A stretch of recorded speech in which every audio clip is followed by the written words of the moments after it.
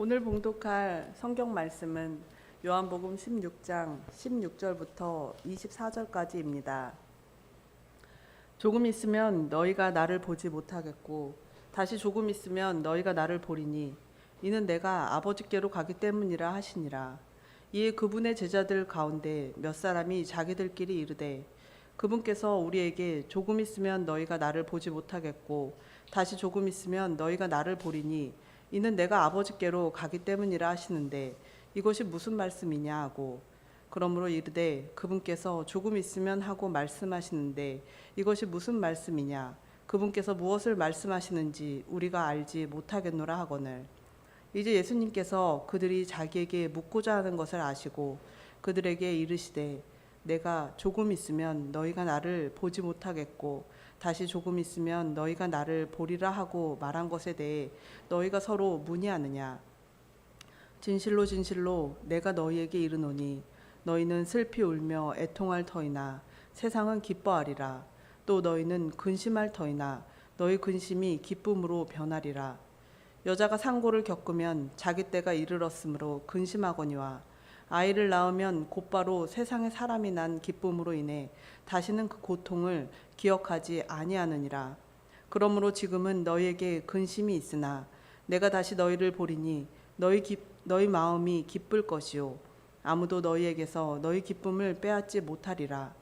그날에는 너희가 아무것도 내게 구하지 아니하리라.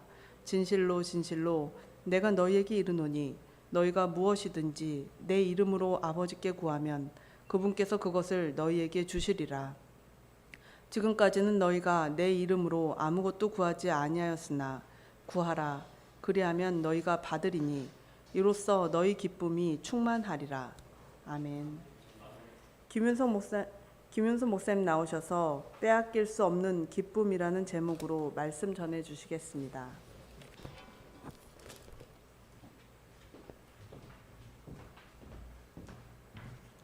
할렐루야. 하나님 우리와 함께 하십니다. 아멘. 제가 아재 개그 레전드를 봤는데요. 재밌는 거 퀴즈 2개만 여러분하고 나누고 시작을 하겠습니다. 형제가 싸우는데 동생 편만 드는 세상을 뭐라고 할까요? 형편없는 세상. 이 세상이 형편없어 여러분 살아야 됩니다. 하나만 더 하죠. 동물 중에서 가장 폭력적인 동물이 있어요. 뭘까요? 팬다. 오늘 설교 듣다가 좋으시는 분들이 있으면 패버릴 거예요.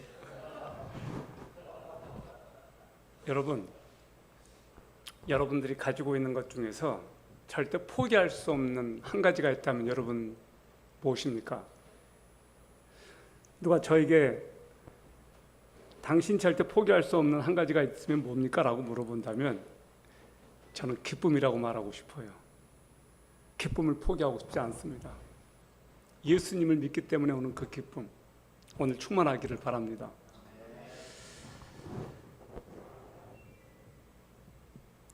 우리는 과거 어느 때보다 더 많은 자유를 누리고 있고 마음대로 어디를가를 돈만 있으면 갈 수 있는 세상에 살고 있는데 왜 사람들에게 기쁨이 없을까 생각을 해본 적이 있습니까? 무신론 철학자 니체가 기독교 가정에서 자랐습니다. 그런데 그가 하나님을 떠납니다. 이런 말을 했습니다. 내가 예수를 믿을 필요성을 느끼지 않은 이유는 그들의 생활에서 기쁨을 찾지 못했기 때문이다. 아프리카의 성자라고 불리는 슈바이처 박사가 한 말입니다. 한번 들어보세요. 아프리카에는 물 없는 강이 많다. 모래 언덕 사이로 겨우 명맥을 유지하며 흘러가는 강물을 보면 강이라는 이름을 붙이기도 민망할 만큼 초라하고 비참하다. 오늘날 크리스찬들도 물 없는 강처럼 억지로 흘러가는 신앙생활, 메마른 정신, 형식과 전통만 겨우 유지하는 교회를 많이 본다. 슈바이처가 크리스찬들을 관찰하면서 내린 결론입니다. 무미건조한 신앙, 강은 강인데 물이 없습니다. 우리가 신앙생활 하는데 우리 안에 기쁨과 감격이 없다면 얼마나 무미건조할까요? 저는 정말로 여러분들 안에 오늘 기쁨이 충만했으면 좋겠습니다. 오늘 예수님께서 세상을 떠나시기 전에 제자들에게 말씀하신 마지막 부분의 한 일부분을 우리가 읽었습니다. 예수님께서 제자들을 떠나신다는 그 말을 듣고 제자들이 멘붕에 빠졌습니다. 어리둥절해야 합니다. 아무 대책 없이 이렇게 떠나면 어떻게 합니까? 제자들의 심정이 그러지 않았겠습니까? 그때 예수님께서 제자들에게 하신 말씀이 있습니다. 오늘 말씀을 보면서 제가 세 가지를 발견했습니다. 첫 번째, 죽음이 끝이 아니다. 부활이 있다.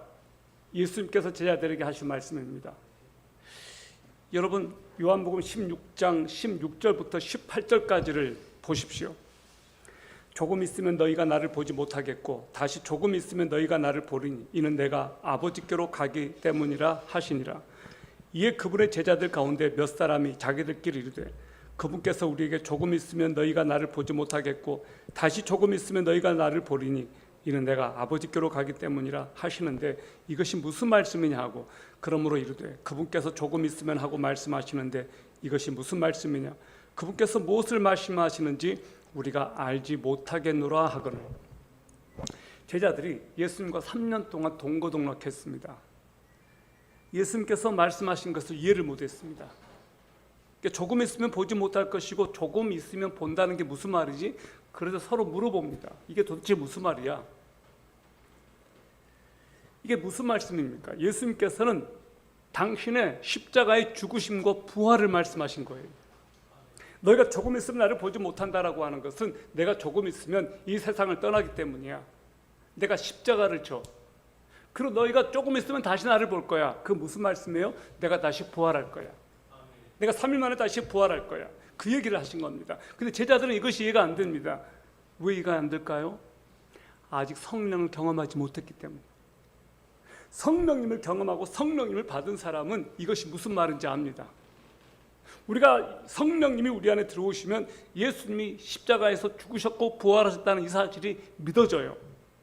성령님이 들어와 있지 않은 사람들은 이게 무슨 말인지 이해가 안 됩니다. 예수님께서 반복적으로 말씀하셨어요. 조금 있으면 너희가 나를 보지 못할 거야. 또 조금 있으면 너희가 나를 볼 거야. 반복적으로 말씀하셨다는 것은 이거 중요하기 때문이에요. 중요하기 때문에. 여러분이 세상의 경험과 이성으로 십자가와 부활을 이해할 수 있겠습니까? 우리의 상식과 이성은 십자가상의 죽으심과 부활을 이해를 못합니다. 어떻게 상식적으로 부활이 납득이 되겠습니까? 우리는 성령님을 통해서 그것이 믿어지는 거예요. 여러분 예수 그리스도께서 부활하셨다는 것이 믿어진다면 여러분은 성령님을 경험한 거예요.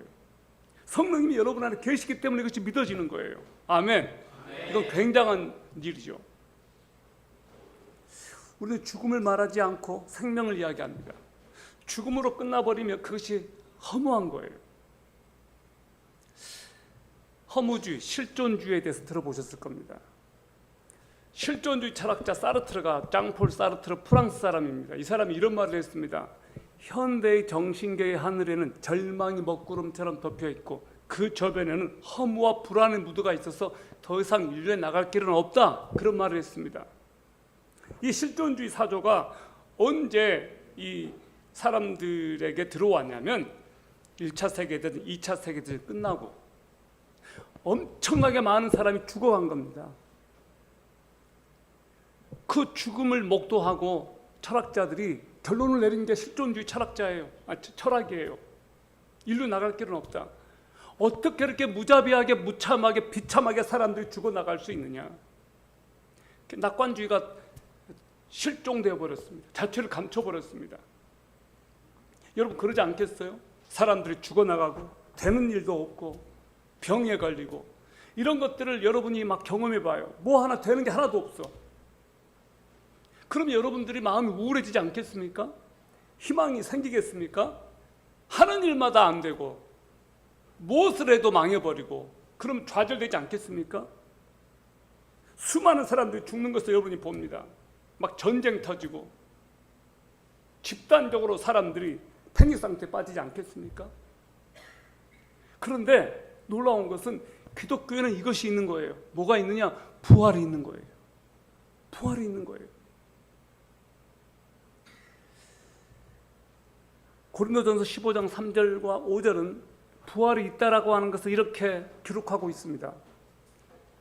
내가 또 한 번 받은 것을 무엇보다 먼저 너에게 전하였느니 그것은 곧 성경 기록대로 그리스도께서 우리의 죄들을 인하여 죽으시고 묻히셨다가 성경 기록대로 셋째 날에 다시 살아나시고 게바에게 보이시고 다음에 12제자에게 보이셨다는 것이라. 바울은 부활을 이렇게 증언하고 있습니다. 성경대로, 성경의 기록대로 예수님께서 우리의 죄들을 위해서 죽으시고 묻히셨다가 성경 기록대로 셋째 날에 다시 살아나셨다. 이것을 기록하고 있는 거예요. 여러분, 부활이 있습니다. 부활이 있습니다. 성령님을 통해서 우리에게 부활이 믿어졌습니다. 이것은 기적이에요. 사람들은 부활에 관심이 없어요. 왜 그럴까요? 너무 현실에만 몰두해 있기 때문에, 너무 먹고 사는 거에만 집중되어 있기 때문에 부활에 관심이 없는 거예요.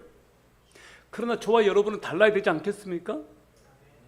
두 번째, 오늘 예수께서 제자들에게 하신 메시지, 부활은 결코 빼앗길 수 없는 기쁨입니다. 결코 빼앗길 수 없는 기쁨이다. 16장 19절 20절을 보세요. 이제 예수님께서 그들이 자기에게 묻고자 하는 것을 아시고 그들에게 이르시되 내가 조금 있으면 너희가 나를 보지 못하겠고 다시 조금 있으면 너희가 나를 보리라 하고 말한 것에 대해 너희가 서로 문의하느냐. 진실로 진실로 내가 너희에게 이르노니 너희는 슬피 울며 애통할 터이나 세상은 기뻐하리라. 또 너희는 근심할 터이나 너희 근심이 기쁨으로 변하리라. 예수님 말씀하십니다. 조금 있으면 나를 보지 못하겠고 조금 있으면 나를 보리라 하고 말한 것에 대해 너희가 서로 묻느냐. 너희는 슬피 울며 애통하지만 세상은 기뻐할 것이다. 여기서 세상이 누굽니까? 예수님 당시 종교 지도자들, 유대인들, 바리새인들 아닙니까? 이 사람들은 예수님이 십자가에서 죽으니까 이제 우리가 원하는 정적이 제거되었군, 기뻐서 어쩔 줄 몰랐습니다. 그들이 그렇게 눈에 가시였던 예수님이 십자가에 달려 죽으시니까 기뻐서 환호성을 질렀습니다. 드디어 제거될 것이 제거되었고, 예수님 죽었으니까 그들이 가장 걸림돌로 생각했던 예수님이 제거되니까 좋아서 어쩔 줄 모르는 거예요. 지금 우리나라 상황을 한번 볼까요? 민주당 정권이 표정 관리가 안 됩니다. 너무너무 좋으니까요. 그들이 원하는 것이 다 제거돼 버렸습니다.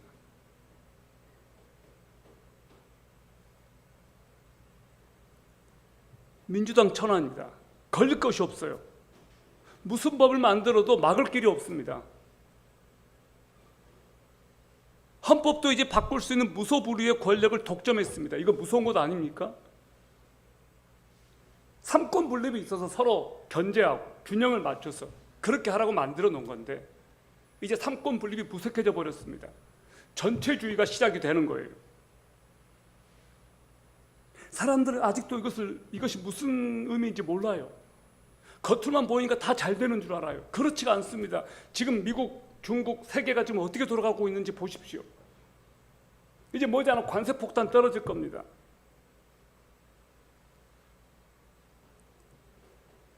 범죄 전과자 출신의 대통령, 전과 출신의 국무총리, 이들이 정권을 잡으니까 도덕과 윤리의 허들을 스스로 무너뜨려 버렸습니다. 이제 더 이상 어떤 기준을 제시하지 못합니다. 여러분, 6만 명의 재소자들이 우리나라에 있다고 합니다. 그들이 왜 감옥에 있어야 됩니까? 그들을 감옥에 가둘 명분이 무엇입니까? 이 나라의 최고 통치권자들이 감옥 가지 않기 위해서 법을 그렇게 막 바꾸고 있는데요. 윤리와 도덕은 더 이상 이 땅에 없습니다. 명분이 없어져 버렸습니다. 우리가 왜 윤리와 도덕을 지킵니까? 심판이 있기 때문에 그렇습니다. 민주당 정권에도 국회의원들이 제법 많은 크리스찬들입니다. 교회 안수 집사도 있고 장로도 있습니다. 그런데 그들에게 묻고 싶어요. 당신들은 정말로 예수 그리스도의 부활과 심판을 믿습니까?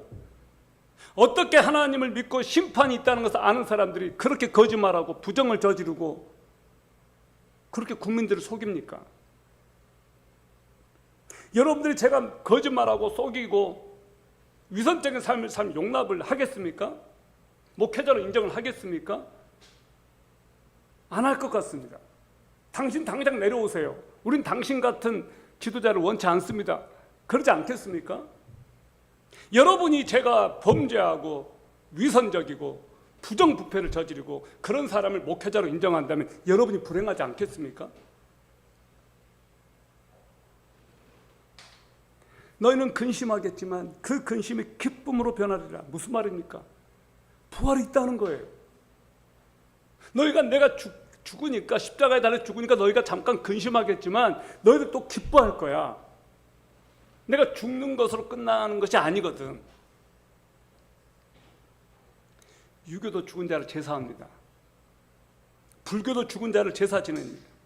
심지어 카톨릭도 제사를 허용합니다. 힌두교는 윤회를 믿습니다. 끊임없는 삶과 죽음의 무한 반복입니다. 그러나 기독교는 일직선상의 시간관이에요. 시작이 있고 창조가 있으면 종말이 있습니다. 끝이 있는 거예요. 죽음이 있고 부활이 있는 거예요. 윤회가 아니에요. 돌고 도는 게 아니에요. 우리는 이것을 믿습니다. 우리가 언젠가는 죽겠지만 우리 안에 새 생명이 다시 들어오고 우리가 다시 부활할 것을 믿습니다. 예수 그리스도께서 부활의 첫 열매가 되었고 우리도 부활할 것을 믿습니다. 저와 여러분은 심판받지 않습니다.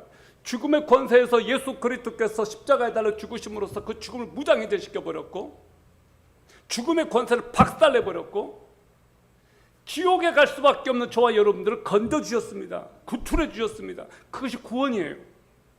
구원은 새 생명의 시작입니다.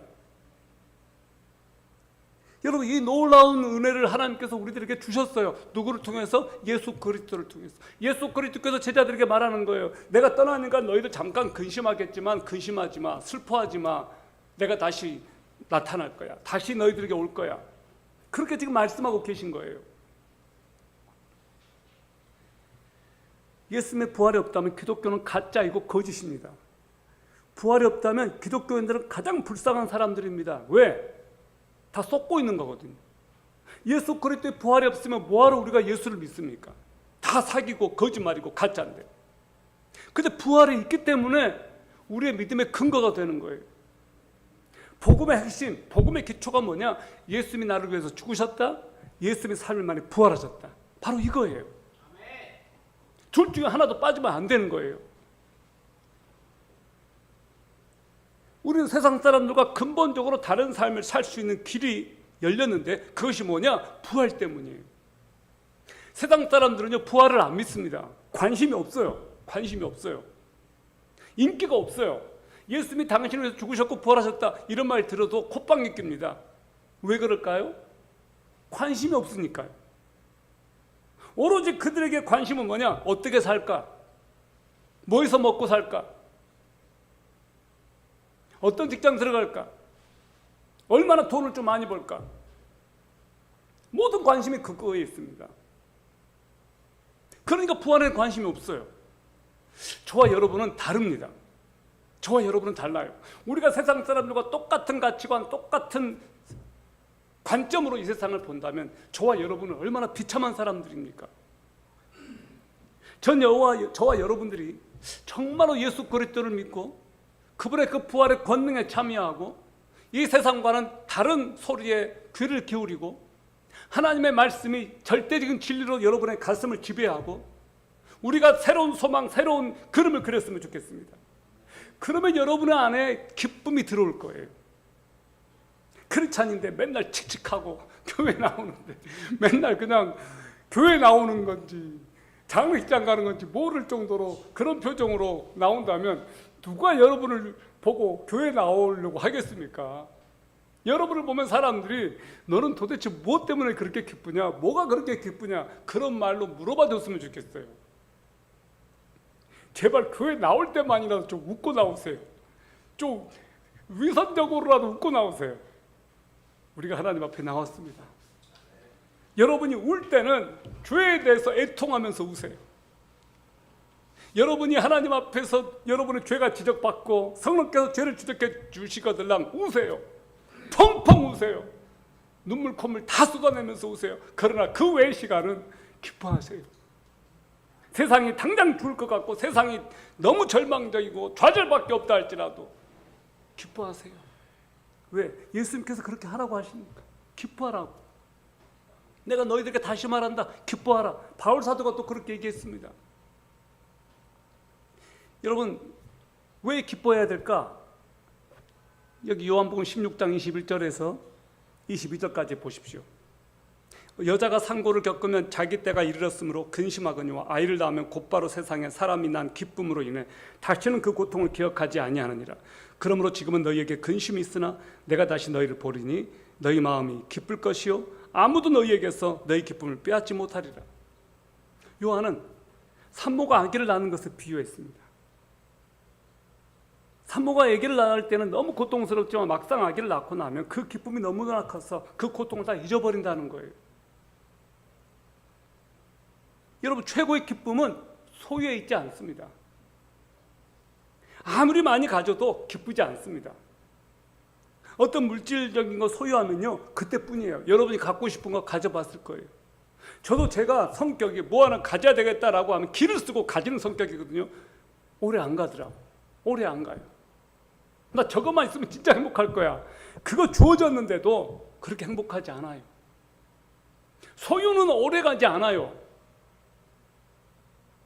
정신적인 기쁨은 달라요. 영적인 기쁨은 더 달라요. 결혼식을 하니까 기쁜 게 아니고요. 그 결혼식 잔치는 금방 지나가잖아요. 뭐가 기쁘냐? 사랑하는 사람과 같이 사니까 기쁜 거예요. 요즘 많은 사람들이 우울해요. 심리적 공황 상태에 빠진 사람들이 많아요. 너무나 어려우면 정신사적인 측면에서 세 가지 특징이 나타난다고 합니다. 첫 번째, 무속신앙이 판을 친다. 여러분, 그래서 이 타로점, 무속애들 점치는 영상이 많이 올라옵니다.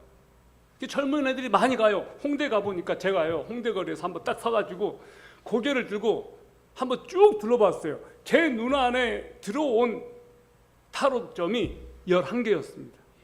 그 홍대 거리 거기서. 그 타로점만 딱 이렇게 있는 그 거리가 있습니다. 제가 세보니까 11개나 되더라고요. 아니 도대체 뭐 이렇게 타로점들이 이렇게 많나? 제가 철학과 출신이에요. 철학관 한번 차려볼까요? 잘 될 것 같아요. 딱 보면 보이거든요. 어떤 경우는. 두 번째, 정신과 치료, 심리치료를 받는 사람들이 증가한다.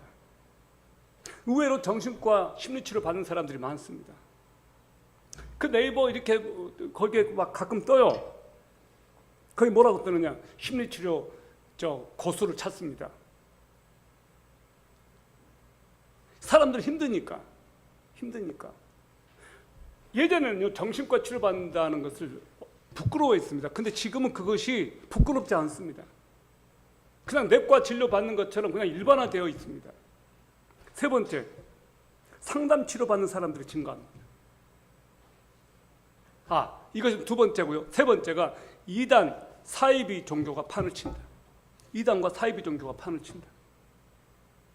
이것이 정신사적으로 사람들이 힘들 때 나타나는 사회적인 현상이라고 합니다. 지금 보세요. 신천지 얼마나 많이 활동을 얼마나 많이 합니까? 우리가 속지 않았으면 좋겠습니다. 여러분, 죽었던 영혼의 부활의 생명이 우리 안에 들어오면 우리 안에 기쁨의 역류가 일어나요. 도저히 상황을 보면 기뻐할 수 없는데 기쁨이 들어오는 거예요. 아무도 여러분에게 이 기쁨을 빼앗지 못하게 하십시오. 기독교는 기쁨의 종교예요. 여러분 안에 있는 그 기쁨을 빼앗기지 마세요. 다른 어떤 것에. 여러분이 기뻐해야 될 이유가 있는데 여러분이 그것을 잊고 살아갈 때가 많아요. 부활이 주는 그 엄청난 가치를 모르기 때문에. 부활은 우리가 죽음으로 끝날 존재가 아니라는 것을 증명해 주는 거예요.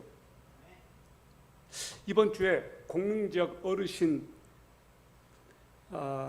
생필품을 전달하기 위해서 두 가정을 방문했습니다. 89세가 된 어르신 한 분을 방문했습니다. 이분이 연골이 다 닳아서 그런지 걷지를 제대로 못하니까 이분이 뭘 가장 무서워하느냐, 난간, 계단 내려가는 것을 너무너무 힘들어하더라고요. 그 난간을 막 잡아야만, 누가 잡아줘야만 내려가는 거예요. 참 불쌍해 보였어요. 근데 그분이 말끝마다 저한테 막 이러는 거예요. 더 살아봐야 뭐 하겠어요? 살아봐야 얼마나 더 살겠어요? 죽으면 끝이에요. 제가 죽으면 끝이 아니라고 얘기하니까 죽으면 끝이지 뭐가 끝이 아니에요. 아니 죽은 다음에 다시 살아날 수 있단 말이에요. 아니 죽으면 끝이란 말이에요. 아주 짜증이 나더라고, 짜증이. 아니 아니라는데 뭐 그렇게 고집이 세가지고 죽으면 끝이란 말이에요.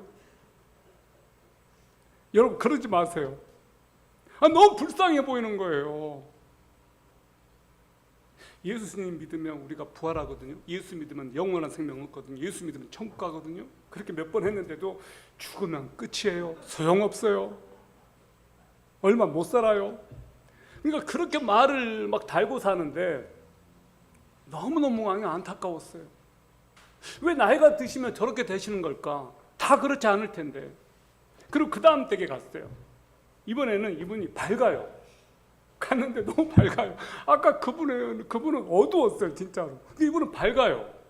보니까 강원도에 있다가 딸이 셋인데 첫째 딸이 공릉동에 사는데 엄마 혼자 두고 너무 외로우시니까 자기 집 근처에 모시고 와서 사는 거예요. 그래서 거기 공릉교회가 있는데 거기를 데리고 모시고 다닌대요. 거기 집사님이래요, 딸이. 그렇게 어머니를 챙긴대요. 첫째 딸인데. 이분은 딱 봐도 기쁨이 있는 거예요.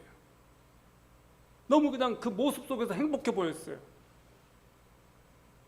선물을 가지고 가는데 그 생필품 드리는데 너무너무 좋아서 그냥 어쩔 줄 모르는 거예요. 너무 고맙다고, 감사하다고, 너무너무 고맙다고. 여러분이 가치 있는 일을 하고 있습니다. 무슨 차이가 있을까? 아까 그분은 죽으면 끝이에요. 더 살아서 뭐예요? 이런 분이었는데 이분은 얼굴 속에 소망이 있고 얼굴 속에서 기쁨을 발견할 수 있고, 제가 사랑받고 있다는 것이 바로 이런 거구나, 그걸 느꼈어요. 이분은 그게 보이는 거예요. 자기는 하나님께서 나를 너무너무 사랑해 주셔서 감사하다고 그 얘기를 하더라고. 하나님께 너무너무 사랑해 주셔서 감사하다고. 딸이 나를 너무너무 챙겨줘서 감사하고 하나님의 사랑을 받을 수 있어서 감사하고 교회를 이렇게 갈 수 있어서 감사하다. 사람들이 두려워하는 이유, 왜 두려워할까? 미래를 모르기 때문에. 우리는 미래를 아는 사람들 아닙니까? 여러분의 미래 확실한 것 하나 있습니다. 죽으면 천국 갑니다. 그것이 너무너무나 확실한 거예요. 우리 마음은, 우리의 중심은 누구로 가득 차고자 있어야 될까? 예수를 믿는다는 것은요, 예수의 영이 나를 지배하는 거예요. 예수가 나의 리더가 되는 거예요. 예수님이 나의 주인이 되는 거예요. 예수 그리스도를 믿을 때 어떤 믿음에 근거해야 되느냐? 예수 그리스도의 십자가와 부활, 그걸 믿는 거예요. 나를 위해서 죽으셨고 예수님께서 나를 위해 또 부활하셨다. 예수 그리스도를 구주로 주님으로 영접한 사람들은 유한한 인생이 아니라 영원한 생명이 시작된 사람들이에요. 여러분 명심하세요. 죽으면 천국 가는 것이 아니고 이미 여러분은 예수 그리스도께서 들어오신 그 순간부터 여러분 안에 새로운 생명이 시작되었습니다. 이미 영원한 생명이 시작되었습니다. 죽으면 천국 가는 게 아니에요. 죽으면 그때부터 영생이 시작되는 거 아니에요. 이미 여러분은 지금 영생이 시작이 되었다고요. 나를 믿는 자는 죽어도 살겠고 무릇 살아서 나를 믿는 자는 영원히 죽지 않냐라니 너희가 이것을 믿느냐 그랬어요. 여러분은 살아서 예수를 지금 믿고 있습니다. 예수 그리스도의 영이 여러분 안에 들어와서 새로운 생명이 시작되었습니다. 놀랍지 않습니까? 이것보다 더 놀라운 것이 어디 있겠어요?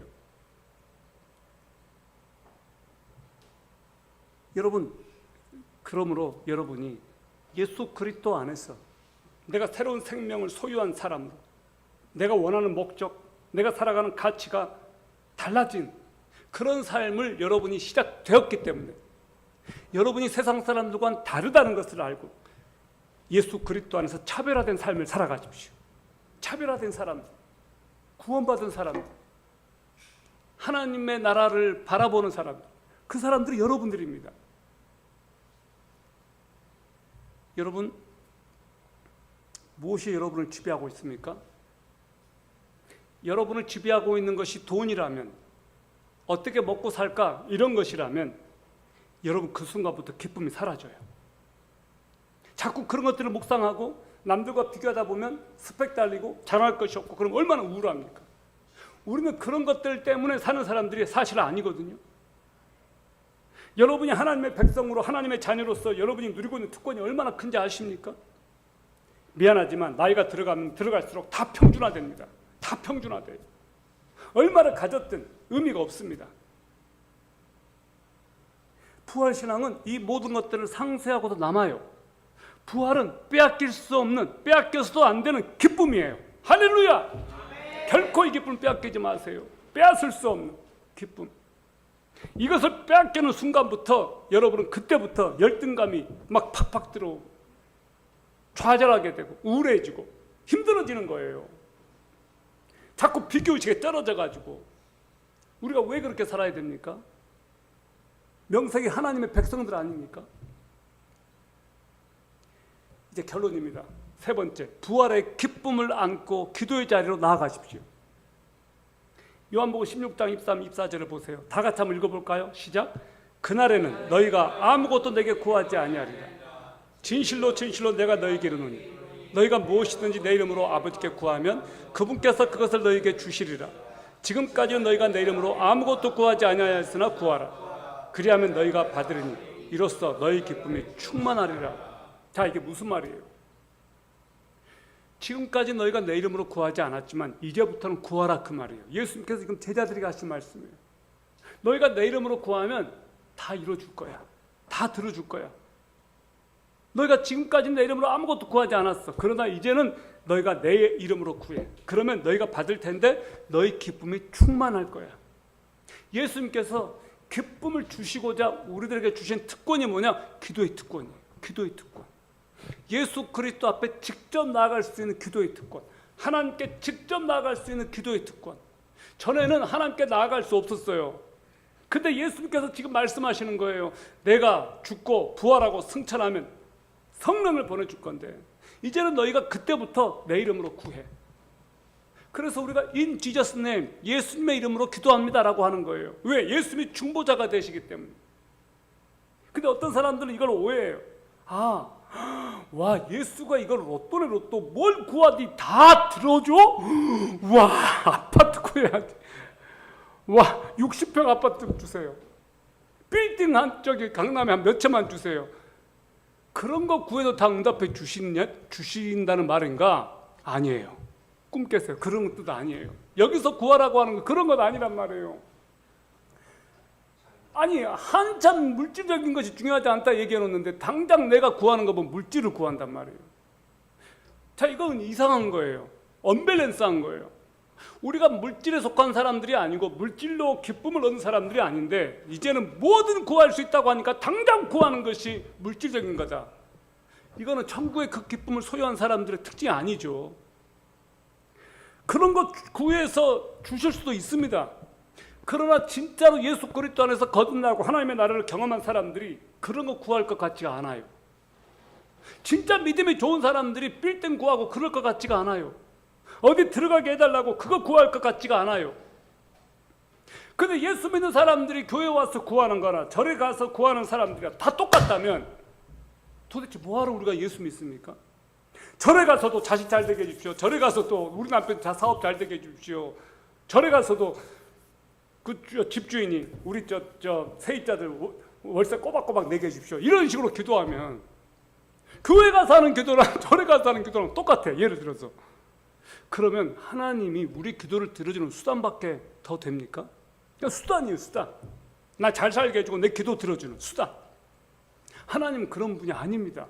절대 아닙니다. 그래서 여러분들이 구하면 안 들어주는 거예요. 왜 안 들어주는 줄 아십니까? 그거 하나님께서 원하시는 것 아니기 때문에. 여기서 말하는 거 그거 아니에요. 너희가 내 이름으로 무엇이든지 구하면 내가 들어주겠다라고 말씀하신 이것의 본질은 너희들이 물질적으로 그런 것들을 구하는 것이 본질이 아니라는 거예요.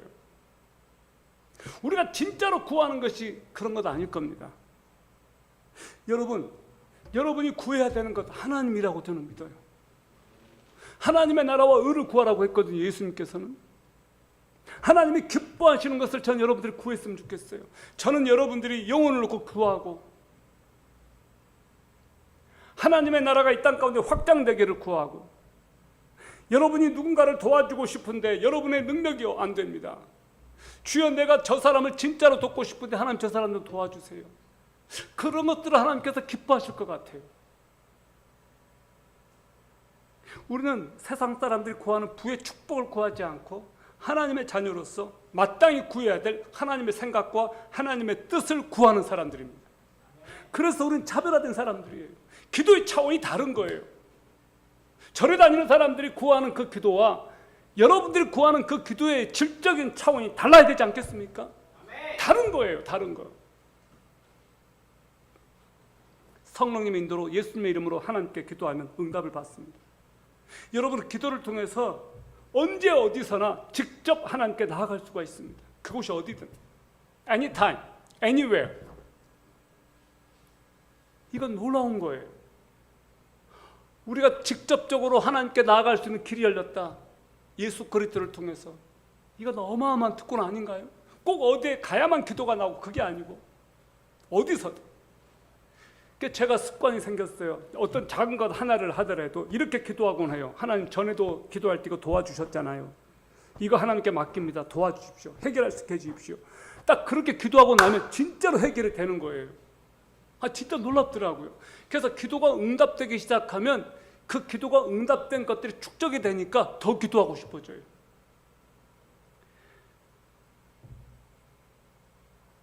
제가 요즘 금식하면서 기도하고 있거든요. 누가 보면 금식 많이 할 것 같죠? 그러지는 않아요. 하루에 한 끼 정도 해요. 근데 너무 유익해요. 너무 유익해요. 저는 금식을 할 수밖에 없어요. 조금만 먹어도 너무 살이 쪄버리니까 금식을 해야 돼요. 근데 하면서 깨달은 게 하나 있어요. 금식 자체가 중요한 게 아니고 금식하면서 기도하는 게 중요한 거예요. 이해되세요? 어떤 게 형식이고 율법주의냐? 금식을 일주일에 몇 번 해야 돼. 이게 율법주의예요. 이게 형식이에요. 그게 중요한 게 아니에요. 금식이 중요한 거 아니에요. 기도하기 위해서 금식하는 거예요. 하나님께 집중하기 위해서 금식하는 거예요. 성경을 읽는 게 중요한 게 아니고, 읽는 것도 중요하지만 더 중요한 건 뭐냐? 성경 말씀을 통해서 하나님의 음성을 듣는 것이 중요한 거예요. 예배를 드리는 이것 자체 중요합니다. 그러나 예배 자체가 중요한 게 아니에요. 예배를 통해서 나를 하나님께 드리는 것이 중요해요. 여러분, 마지막 때가 다가옵니다. 사탄은 마지막 때가 다가올수록 그의 본색을 드러내고 크리스찬들을 공격하고 여러분들을 노리고 있고 여러분들을 넘어뜨리려고 할 겁니다. 크리스찬들은 슬픔을 겪게 될 거예요. 박해를 받게 될 거예요. 우리 몸도 병에 걸릴 수가 있습니다. 그러나 이런 상황들이 펼쳐져요. 악한 사람들이 형통하고 악이 승리하고 그들이 전리품을 나누어 갖고 낄낄거리고 그런 것들을 지금 우리가 보고 있습니다. 그러나 예수님이 약속하셨습니다. 그들의 잔치는 갑자기 끝날 거야. 하나님의 아들 예수 그리스도께서 마침내 오십니다. 내가 반드시 올 거야. 그리고 내 백성들을 건져낼 거야. 마침내 그들이 웃게 될 거야. 오늘 우리가 찬양했습니다. 그날의 생명샘 솟아나. 여러분, 꽃들도 구름도 바람도 그날에 하나님을 영광 돌리고 그날에 깨어나는 꿈, 당신의 백성들이 회복되고 일어서고 주님을 찬양하는 꿈, 그날은 반드시 옵니다. 마침내 하나님의 아들 예수 그리스도께서 오십니다. 믿는 자들의 슬픔은 기쁨으로 바뀔 겁니다. 여러분에게 그날이 일어날 겁니다. 기도하겠습니다. 우리 같이 한번 기도하시지 않겠습니까? 잠깐 한번 기도합시다. 하나님 아버지, 예수 그리스도의 죽으심과 부활을 믿습니다. 그것이 저를 위한 사건임을 믿습니다. 내가 그것을 믿고 내 안에 기쁨이 일어나고 결코 누구에게도 빼앗기고 싶지 않은 이 기쁨 간직하겠습니다. 예수 그리스도를 믿기 때문에 오는 이 기쁨은 누구에게도 빼앗기고 싶지 않습니다. 이 세상의 가치로 살지 않고 예수 그리스도가 내 삶의 중심이 되고 그 부활의 감격과 권능을 매일매일 경험하게 해주십시오. 이 시간 같이 한번 기도하겠습니다. 주여 삼창으로 한번 다 같이 한번 기도로 나가겠습니다. 기도합시다. 주여, 주여, 주여. 살아계신 하나님 아버지, 전능하신 하나님 아버지, 예수 그리스도를 통하여 우리에게 부활의 기쁨을 주기를 원하시는 아버지, 언젠가는 죽겠지만 부활할 것을 믿습니다. 예수 그리스도께서 죽은 지 3일 만에 살아나신 그 사건이 나를 위한 사건임을 믿습니다. 나도 부활할 것을 믿습니다. 당신의 사랑하는 백성들을 이렇게 세울 것을 믿습니다. 예수 그리스도의 부활의 권능에 참여하며 이 세상의 삶이 아무리 힘들고 좌절스럽고 고통스럽다 할지라도 예수 그리스도의 부활을 묵상하며 믿음으로 이기게 하여 주옵소서. 믿음으로 승리하게 하여 주옵소서. 이 세상이 굴복하지 아니하고 어떤 상황 가운데서도 하나님을 믿는 믿음으로 일어나게 하여 주시옵소서. 당신의 백성들을 통해서 영광을 받으시옵소서. 하나님 아버지, 예수 그리스도의 부활을 믿습니다. 예수 그리스도의 그 부활이 나를 위한 사건임을 믿습니다. 당신의 백성들이 이 세상에서 어떤 취급을 당하고 어떤 상황이 있든지 간에 예수 그리스도의 부활을 믿고 예수 그리스도와 함께 새로운 삶을 꿈꾸며 영원한 미래에 우리에게 주어질 확실한 소망, 부활의 소망을 가지고 하루하루를 이기게 하여 주시옵소서. 예수 그리스도의 이름으로 기도합니다. 아멘.